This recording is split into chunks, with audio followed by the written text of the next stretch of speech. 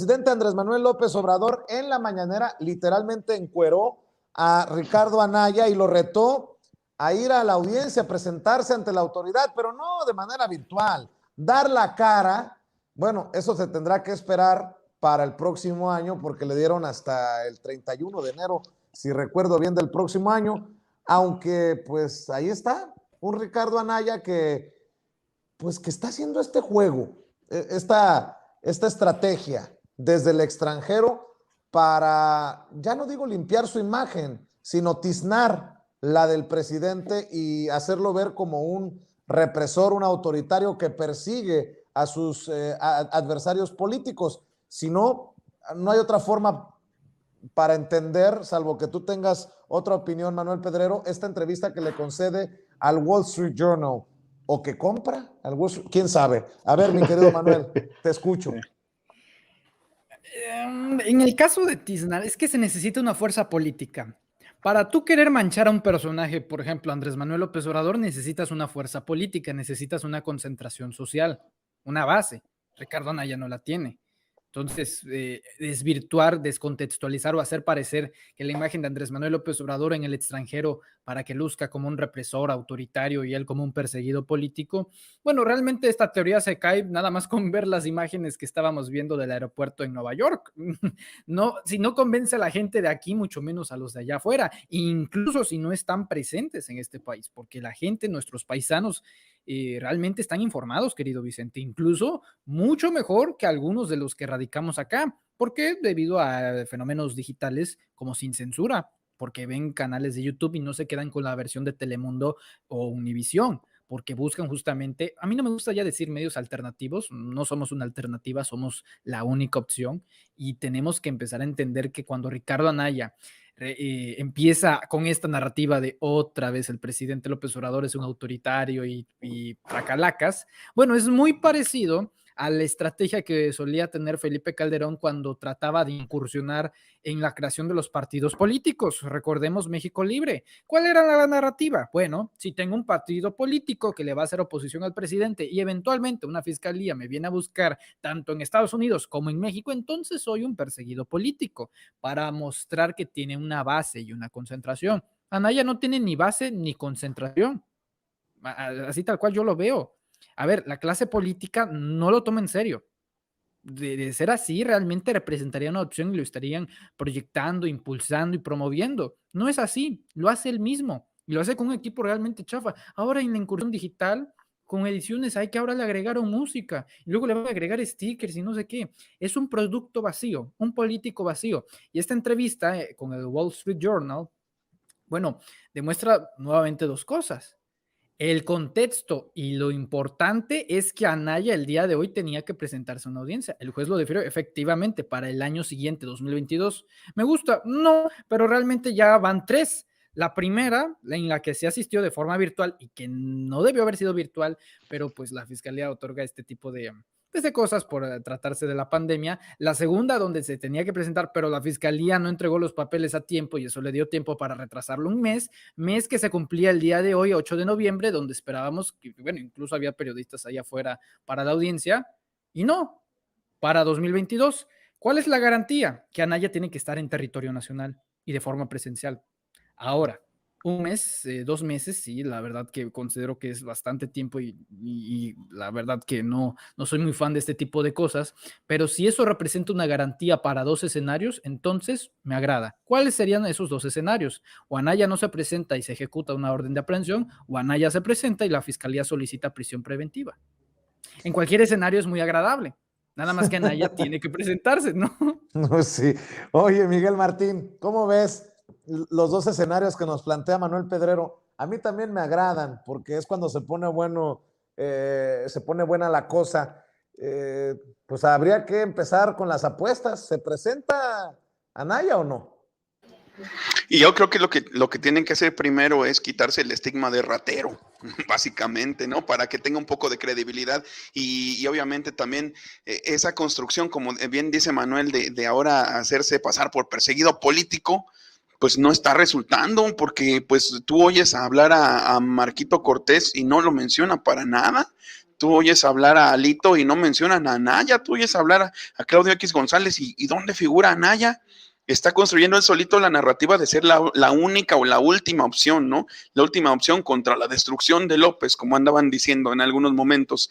Y pues es irreal, ya lo hemos dicho en muchas ocasiones, o sea, construirte desde el privilegio, esa imagen de luchador social, esa imagen de que entrecierras los ojos y parece que te da mucho coraje lo que estás viendo, lo que dices de López Obrador, o sea, López Obrador esto, o sea, López Obrador lo otro. O sea, yo no se la compro, no creo que la gente se lo esté comprando. No se puede ser luchador social desde el privilegio, no se puede ser luchador social estando señalado por actos de corrupción, sobre todo asociado a regímenes neoliberales. O sea, esto es irreal. La producción que está metiendo y que es muy chafa, por cierto, como bien lo dice Manuel, que creo que incluso, pues, si quiere hasta lo asesoramos para venderse de mejor forma, pues no creo que alguien se le esté comprando al grado de que, mira, tan cercano se quiere hacer a la gente que se fue del país, tan cercano se quiere hacer a la gente que desactivó los comentarios en YouTube. Y es la única manera por la que uno se entera de él, o bien vendiendo, pues sí, entrevistas a medios totalmente neoliberales como el Wall Street Journal. Pero yo creo que si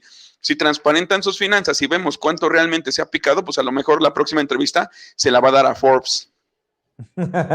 Mi querido José Alfredo, ¿cómo ves tú el caso de Ricardo Anaya, el perseguido del dictador? Pues mira, siguiendo la línea de Miguel, lo que comenta, pues decirte que él, Anaya se está vendiendo como se quiere vender como un perseguido político, pero yo voy a dar 4 nombres de perseguidos políticos que han triunfado después de pisar la cárcel: Mahatma Gandhi, Nelson Mandela, Martin Luther King y José Mujica. Esos 4 grandes personajes de la historia universal, pues han estado en la cárcel, ya han salido y han triunfado después de salir de la cárcel. Andrés Manuel López Obrador fue desaforado y Gabriela Cuevas y Jorge Lara, siendo diputados locales en el entonces Distrito Federal, pagaron la fianza para que Andrés Manuel López Obrador no pisara la cárcel, porque sabían perfectamente que la cárcel es un paso sine qua non para alcanzar la gloria de muchos héroes, como los que he mencionado. Entonces, ¿por qué Ricardo Anaya no quiere pisar la cárcel si es un perseguido político y eso lo elevaría a estar en ese nicho donde están muy pocos en la historia del mundo? Pues obviamente porque no es perseguido político, es un perseguido delincuente, y porque hay un delito que perseguir, pues no puede tener la misma historia de estas personas. Entonces ahí se le derrumba su postura que quiere vender de perseguido político, como bien decía Miguel, porque pues precisamente, pues ¿por qué no quiere venir? Porque si fuera perseguido político, pues estaría en la senda de los grandes, ¿no? Y lo estoy diciendo con todo el sarcasmo del mundo. Entonces, esa es la gran diferencia. Por eso no se puede decir perseguido político, y está haciendo un total ridículo Ricardo Anaya. Yo me he estado preguntando todo el día, Mario Campa, ¿cómo es que el Wall Street Journal consideró noticia o noticiosa una entrevista con Ricardo Anaya si no es pagada? Híjole, no lo sé, Rick, pero esto me suena falso, dirían en redes sociales, Mario Campa. Bueno, yo, Vicente, a mí una de las partes más controversiales de este documento, no sé si llamarlo investigación porque no investigaron nada y ahorita te voy a contar, una de las partes que más me causó conflicto es que básicamente crean ellos la narrativa, el periódico, y después buscan a las fuentes que les dice que Odebrecht ni siquiera estaba interesado en la reforma energética, cuando hay mucha evidencia. Una entrevista con el diario Reforma en noviembre de 2014, con Reuters. Reuters reporta que en octubre del 2013 Marcelo Odebrecht se reunió con Enrique Peña Nieto para discutir aspectos de la reforma energética. En la presentación corporativa de 2014, Odebrecht tiene una visión de petróleo y gas donde reporta interés en invertir en México, reporta actividades, reporta empleados en México en esa división de petróleo y gas.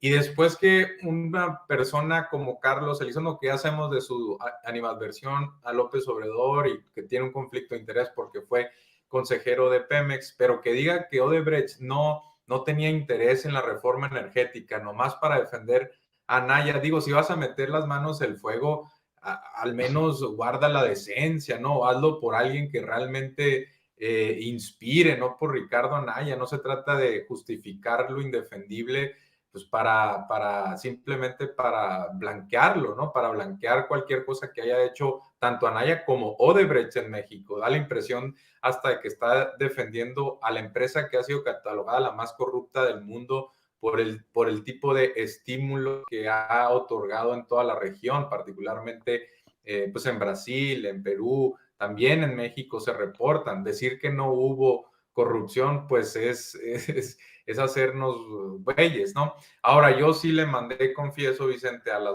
2 personas que escribieron este artículo del Wall Street Journal, toda la evidencia que te estoy diciendo. Y por supuesto que no recibí respuesta, o no querían escuchar argumentos, o era un artículo pagado y saben perfectamente que no tienen para dónde meterse. Me pareció lamentable que ni siquiera se tomaran la oportunidad de decirme, ¿sabes qué? Lo vamos a considerar. No, les dio totalmente igual, y es reflejo de que el Wall Street Journal construyó este artículo bajo quién sabe qué interés o propósito, y de que les daba igual si estaba en lo correcto o no, y que si había escrito una mentira, pues no tiene por qué aclarar nada, siempre y cuando pues establezca lo que querían comunicar, que era simplemente defender a Ricardo Anaya, ¿no? Así es. Oigan, quiero, antes de hablar de otros temas, hacer notar